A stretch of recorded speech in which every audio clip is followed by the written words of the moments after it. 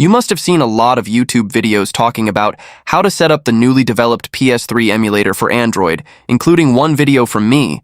But testing the emulator for a week now, I have realized a lot of shortcomings, which most of those YouTubers don't warn you about before you happily proceed to download and set up the emulator.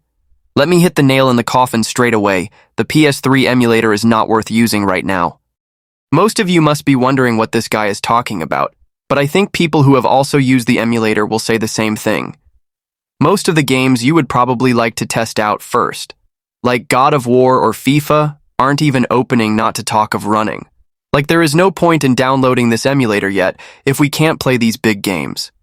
The only games which have worked for me is Pac-Man and Limbo, and if we are being honest, no one is downloading this emulator to play these types of games. We all want the good stuff we can actually showcase. But let's hold on to our horses.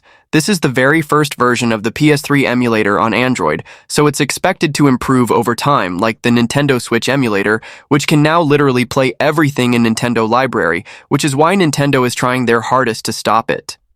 But in a year or two from now, this same PS3 emulator would be able to play almost every PS3 title just like the Nintendo Switch emulator. But as for now, it's advisable not to download it unless you like Pac-Man and Limbo or any other small PS3 game. If you still want to download it, click on the video on top. Now see you on the next one. Cheers.